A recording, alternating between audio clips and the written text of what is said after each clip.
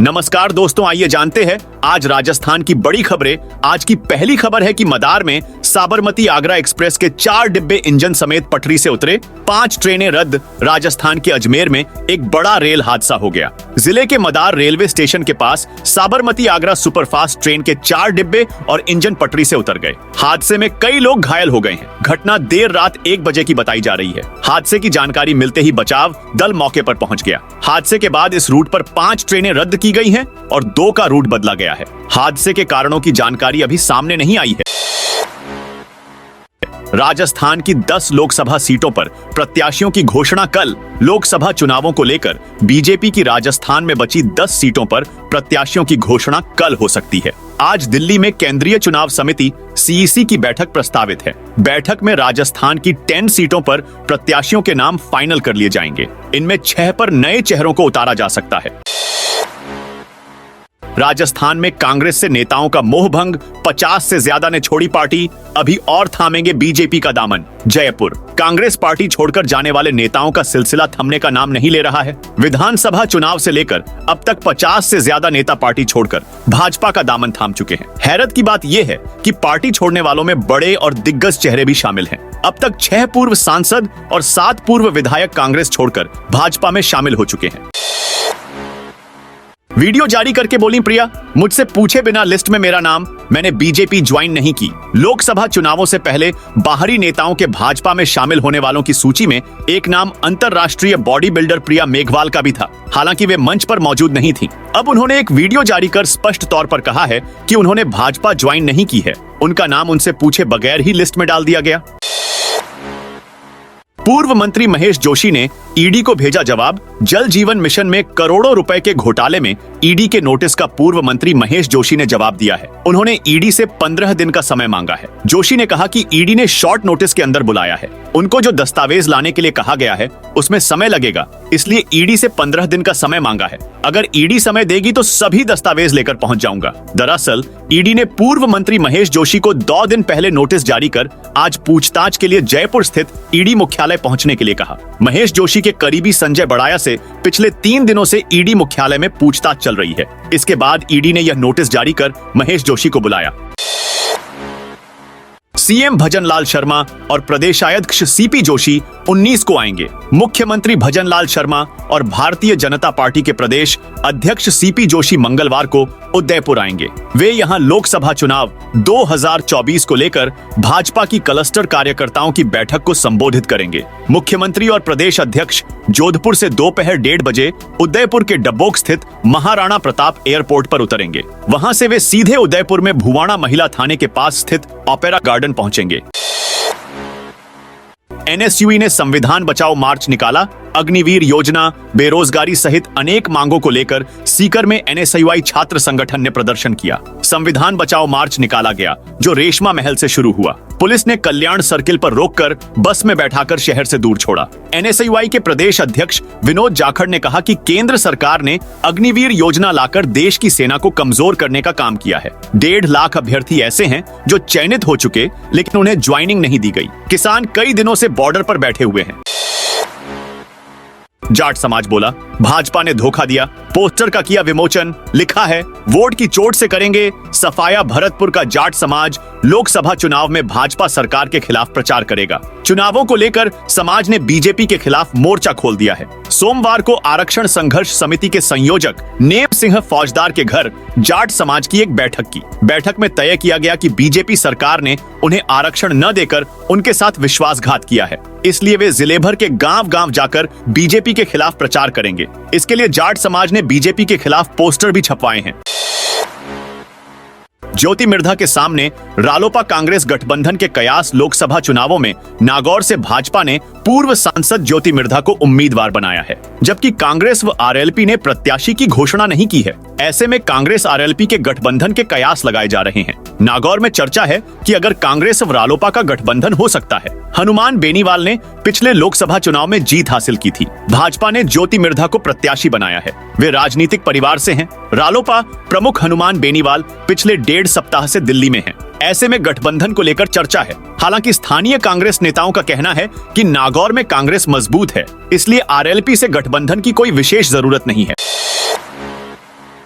चना व सरसों खरीद के लिए ऑनलाइन पंजीयन 22 से एक जन आधार कार्ड पर एक किसान का होगा। पंजीयन चना व सरसों खरीद के लिए ऑनलाइन पंजीयन 22 से प्रति किसान सरसों व चना की 25 क्विंटल ही होगी खरीद।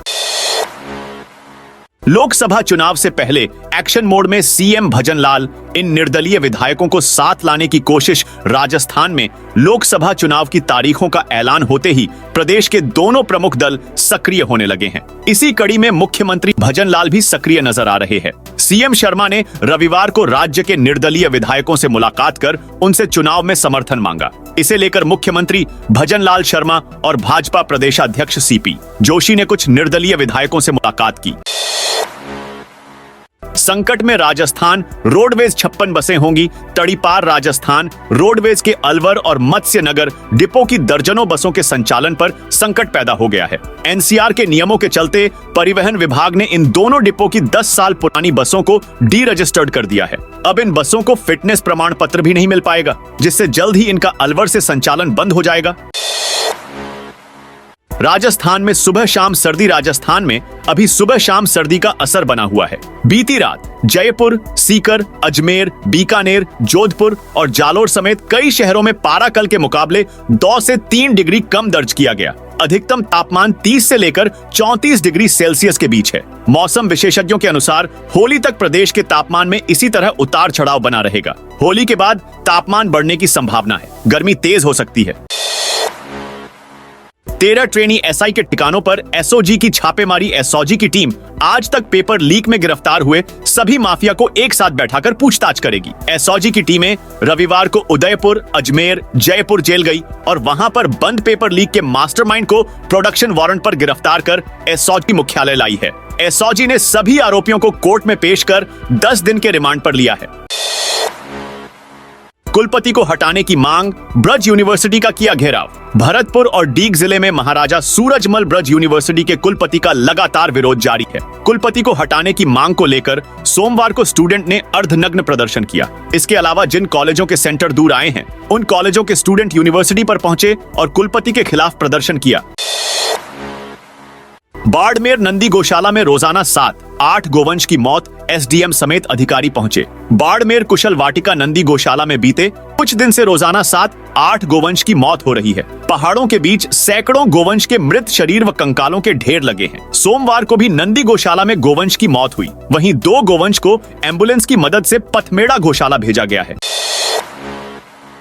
पोस्टमैन से 50,000 रुपए की लूट। रास्ता पूछने के बहाने पोस्टमैन से लूट का मामला सामने आया है। बाइक सवार नकाबपोश बदमाश 50,000 रुपए लूटकर भाग गए। घटना सीकर जिले के कोतवाली फतेहपुर थाना क्षेत्र की है।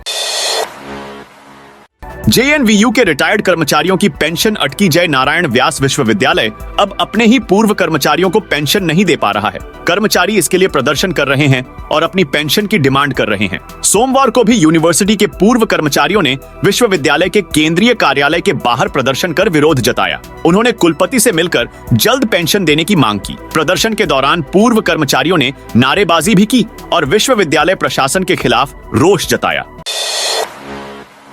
कांग्रेस नेता की गिरफ्तारी के विरोध में प्रदर्शन। कांग्रेस के प्रदेश महासचिव अमीन पठान की गिरफ्तारी के विरोध में कांग्रेस कार्यकर्ता सड़क पर उतरे। ब्लॉक कांग्रेस कमेटी कोटा दक्षिण के पदाधिकारियों ने कॉमर्स कॉलेज रोड पर प्रदर्शन किया। बीजेपी सरकार के खिलाफ जमकर नारेबाजी की। कार्यकर्ताओं ने धरना भी दिया, जबकि अनंतपुरा इलाके में अमीन पठान समर्थकों ने दुकानें बंद करवाई।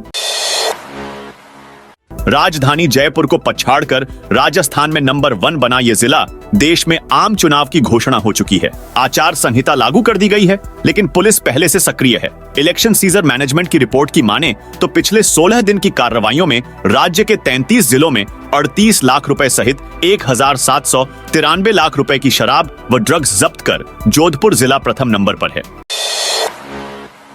ओवैसी की पार्टी ने किया टिकट का ऐलान। इंडिया मजलिस इत्तेहादुल मुस्लिमीन ने आज 3 लोकसभा उम्मीदवारों की घोषणा कर दी है। इसमें पार्टी अध्यक्ष असदुद्दीन ओवैसी भी शामिल हैं। लोकसभा चुनाव 2024 का टिकट ऐलान करते हुए ओवैसी ने कहा कि बिहार के औरंगाबाद से इम्तियाज जलील और किशनगंज से अख्तरुल ईमान एआईएमएम के उम्मीदवार होंगे। पार्टी अध्यक्ष असदुद्दीन ओवैसी तेलंगाना के हैदराबाद लोकसभा सीट से स्वयं मैदान में होंगे।